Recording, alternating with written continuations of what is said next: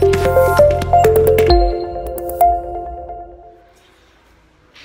everyone, today will be the day that I'll be going to Phuket with my niece and her friend. So, eto, kalalabas lang ng trabaho. It's 5:23 now and I'm waiting for my niece. I'm now here at the lobby of our office. So, see you in Phuket. Today will be our day for Phuket. So, yun nga, kagabi medyo pagod. Akala ko sisipunin ako. So, pray lang. Tapos,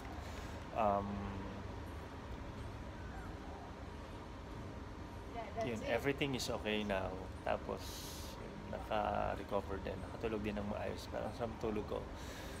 Ayun, kung makikita nyo, super haggard ako kagabi. So, eto na, papasok na kami. Tapos, hopefully everything works fine today. Then, flight namin will be 8:30 tonight. See you again later. So, we will go now. My niece is very much ready now. So, it's her first time to go to Phuket.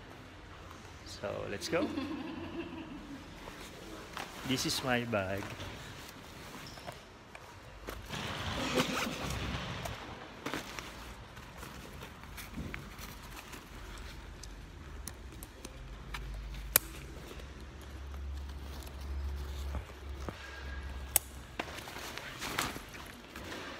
So, our budget for this travel is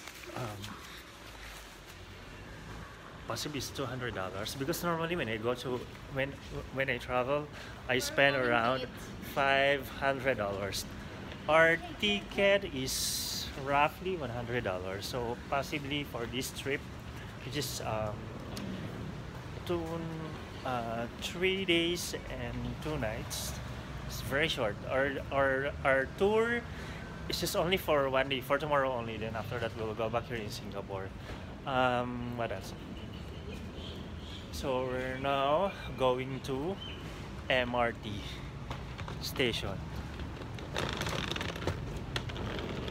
Hi.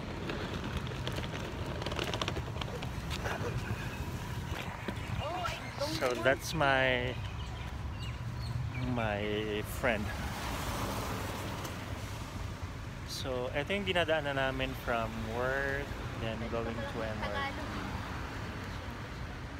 Because I'm planning if I will use English or Tagalog, because YouTube can be viewed by different persons worldwide, different nationalities, but majority of the people who are browsing the internet are using English. So I'll just use Taglish for this time, but I don't know yet what will be my niche for my vlog. So here we go.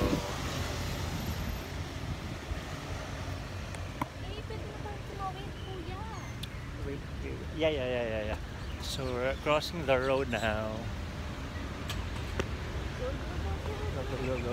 Go.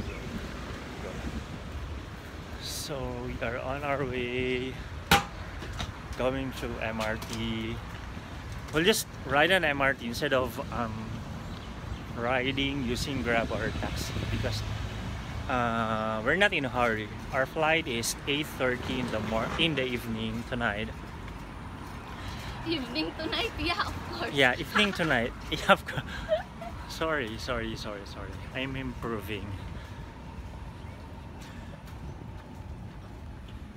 Kasi yung pag-i-English dito sa Singapore is very different from other because English is not a native language of Singapore. So English is a language for business. So hindi ganun ka perfect din yung English nila dito. Unlike sa mga native English countries na yun yung native language nila. But the fact is they speak English every now and then. Unlike in the Philippines, pag nagsalita ka ng English, normally maraming bashers, then they are looking for your mistakes, and so on and so forth. But yun, I don't know, pero kung if you want to really practice ng pag-i-English, ang sa akin lang is yun, Speak ka lang ng speak. Kasi, for me, life is a learning process. So, yun. Practice lang practice. And I don't believe in perfections, because as long as you are alive, there's always an improvement. There's always something that you can learn here on Earth. So, eto na yung MRT station. Yan.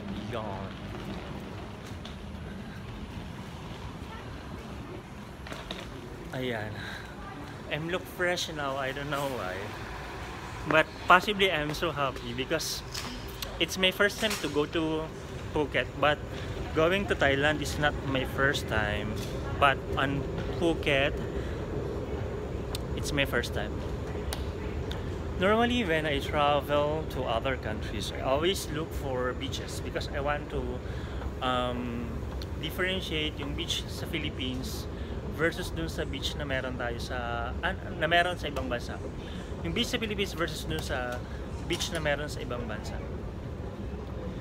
Because for me, the best beaches in the world belongs to our country, Philippines.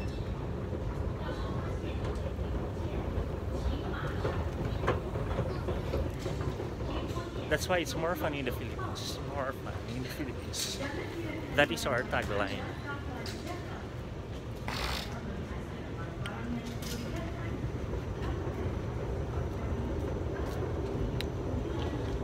So first time ko magpapakita ng MRT station here in Singapore. Kinarir ko na nga yung pagbablog.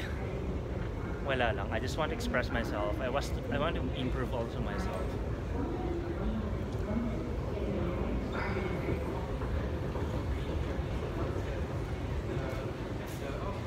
And then ikakarir ko na rin siguro wait.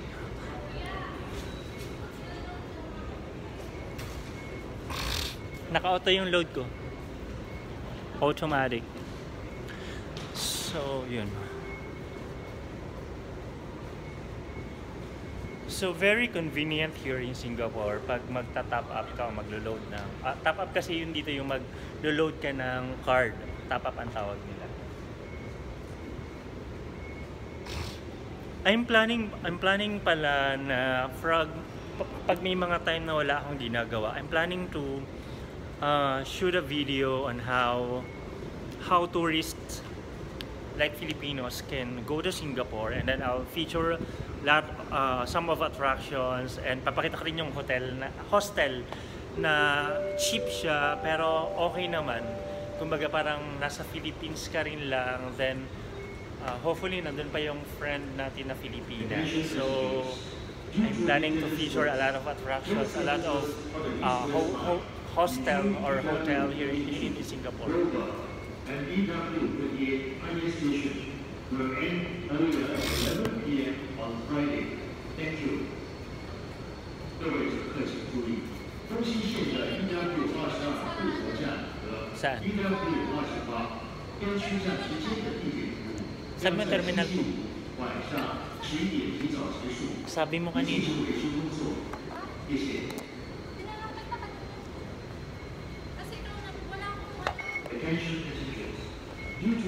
So, andito na tayo sa loob ng MRT station.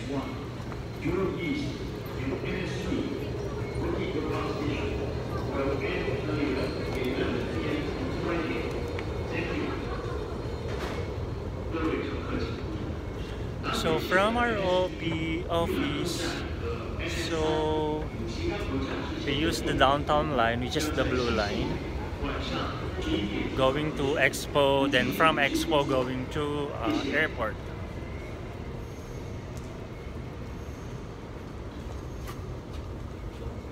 Sabi mo yan? Anong terminal tayo? Jetstar tayo? I think Terminal 2.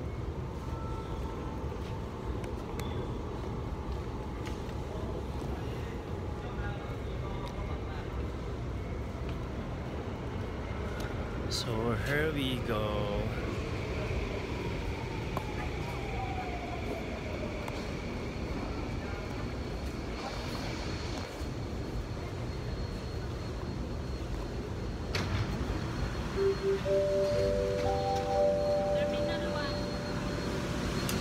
Terminal 1 na Terminal 2. I want to eat.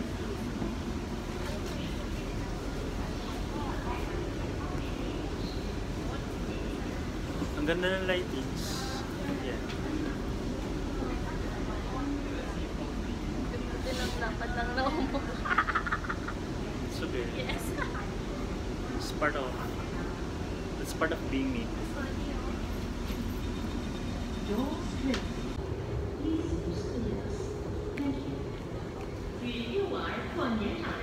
By the way, guys, I'll be having my first concert in Araneta next year, so please watch out.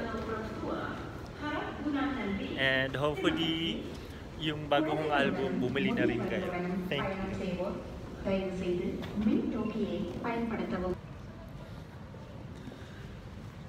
So we are heading Terminal 1 for our Phuket trip.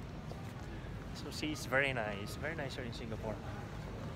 The airport is so nice, the people are so nice, it's very secure, everything are systematized. That's why I love working here in Singapore. Thank you.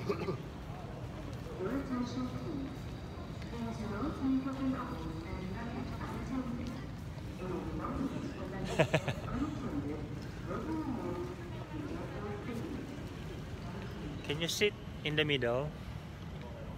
At the middle. Can you?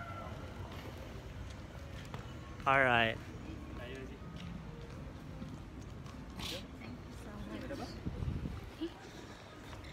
Ayan.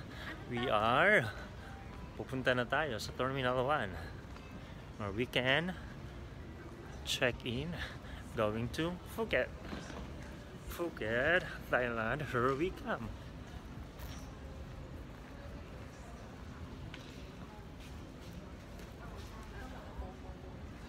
So we need to transfer through a SkyTrain going to Terminal 1.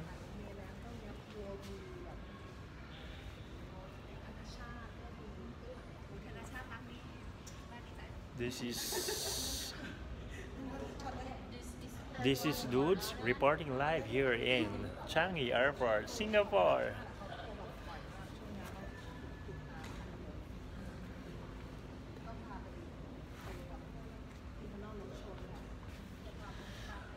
This would be my third video, and I feel that being a vlogger is not so easy because you do not only expose yourself, but you need to also be firm, and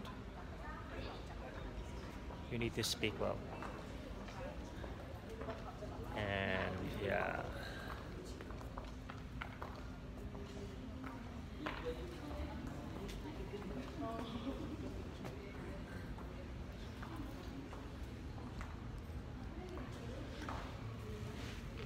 Yan sa kakain.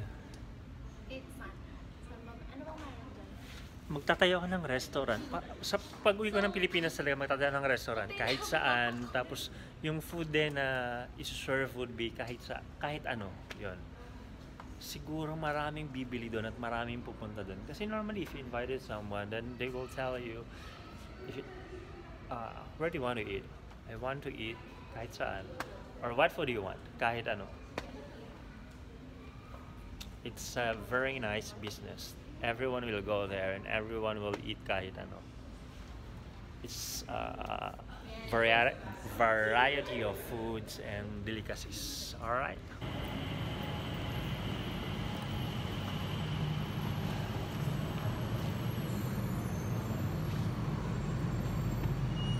So the SkyTrain is here. As you will see, there is a good discipline for people. So we need to wait that everyone inside will alight first, and then after that we'll go inside. Let's go.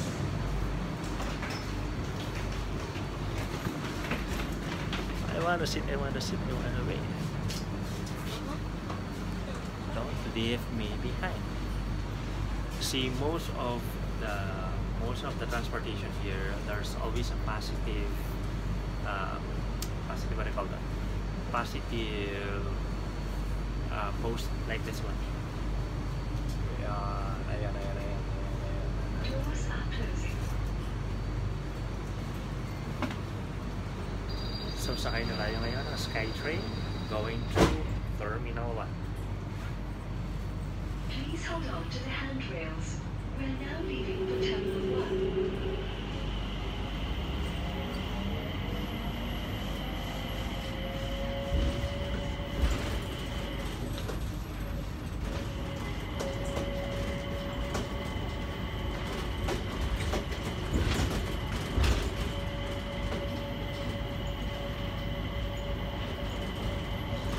Sleepy, sorry. I want to sleep. I want to eat.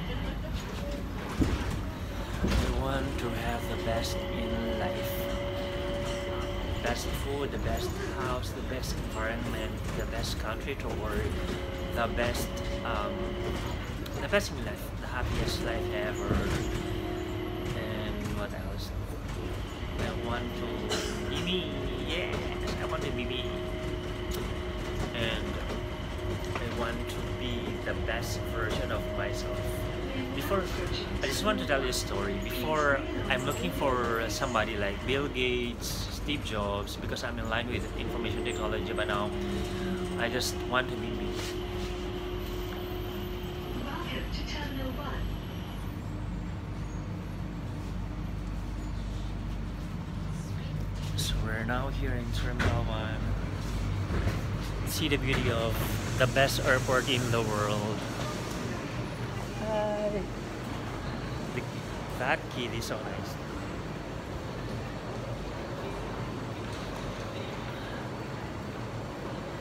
So here we go. It's already 6:16 and our flight is 8:30. So we need to find, kasi yung finorward lang sa akin na ticket is invoice. Paano ko malalaman kung saan ako sasakay? Kasi tatlo kami, yung miss ko, tapos yung friend niya, yung miss ko nasa likod. Yun. Tapos hindi namin alam, hindi ko alam yung flight number. So we need to check.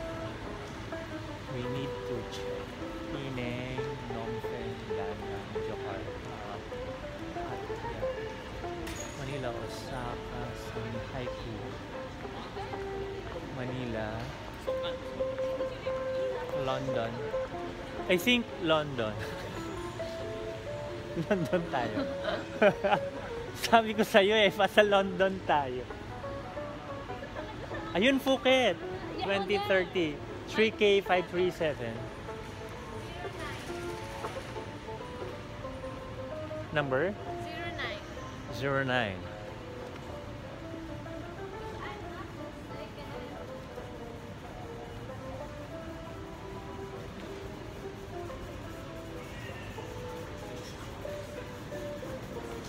Uy, alam nyo talaga, promise, ang ganda talaga ng airport dito sa Singapore. As in, the best. I've been to Kuala Lumpur, I've been to Bangkok, I've been to Philippines. Number 1 si Singapore. So far. Ayan, ang ganda. Ito. Let's watch this. Ayan. Falling debris, di ba? It's a raindrop. Falling debris. I think it's not a debris. It's a raindrop. No, it's not. It's a... Yan.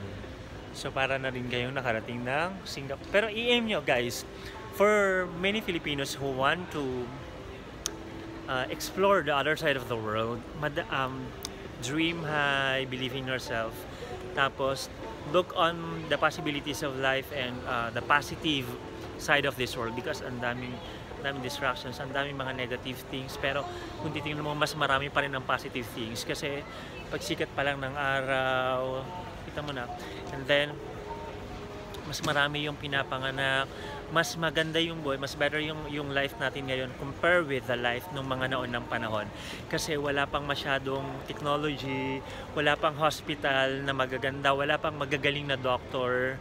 Yun, normally, yeah, kung mapapansin nyo, kung tawag dito, kung si Bill Gates ifa-follow niyo yung page ni Bill Gates sa Facebook, grabe yung optimism niya, talagang though the world is in chaos, the world is in trouble, yung pananaw niya is she is always determined, and he saw this world very nice, a better world. Yeah, which din yun yung pinapractice ko. So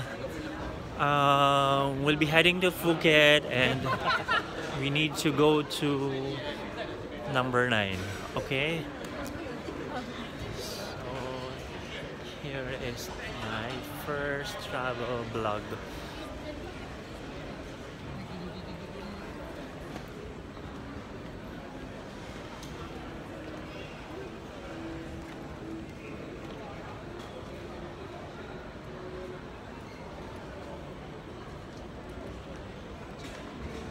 Booking reference.